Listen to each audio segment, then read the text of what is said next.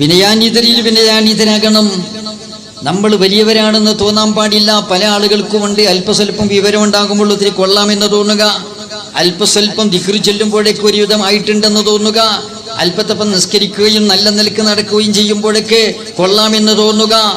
ബഹുമാനപ്പെട്ട ഇബ്നു അത്താഇല്ലാഹി സിക്കന്ദരി ഖദ്ദസല്ലാഹു സിർറുൽ അസീസ് മഹാനവറുകൾ ആത്മീയ ഗുരുക്കന്മാരുടെ ശില്പശാല എന്ന് വിശേഷിപ്പിക്കപ്പെടാവുന്ന അങ്ങയുടെ ഹിക്കം എന്ന് പറയുന്ന കിതാബിൽ പറയുന്നു, ഒരു മനുഷ്യന് അള്ളാഹു നൽകുന്ന ആപത്തിൽ വെച്ച് ഏറ്റവും വലിയ ആപത്ത് ഒരു മനുഷ്യൻ ദുഷിച്ചുപോയി, ചീത്തയായി, ആത്മീയമായി മാനസിക ദുഷിച്ചു എന്നതിൻ്റെ ഏറ്റവും പ്രകടമായ ലക്ഷണം സ്വയം മതിപ്പാണ്.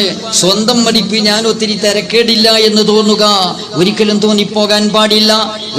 വലിയവരായ വലിയ മഹാന്മാരൊക്കെ എൻ്റെ കയ്യിൽ ഒന്നുമില്ല, ഞാൻ ഒന്നുമല്ല എന്ന് ചിന്തിക്കുമ്പോൾ നമ്മൾ എങ്ങനെ കൊള്ളാമെന്ന് നമ്മൾ ചിന്തിക്കുക.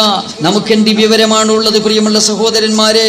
വിവരത്തിന്റെ കേദാരമായ ഇമാം ഷാഫി റളിയല്ലാഹു തആല അൻഹു പറഞ്ഞില്ലേ, കുല്ലമാ അദ്ദബനി ദഹർ അറാനി നക്സഅക്ലി വകുല്ലമാ അസ്ദത്തു ഇൽമൻ സാദനി ഇൽമൻ ബിജഹ്ലി.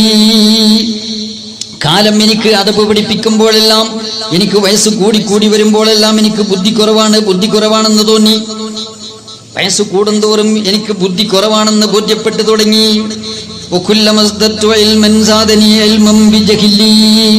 എനിക്ക് വിവരം കൂടുന്തോറും വിവരമില്ല എന്ന് എനിക്ക് ബോധ്യപ്പെട്ടു.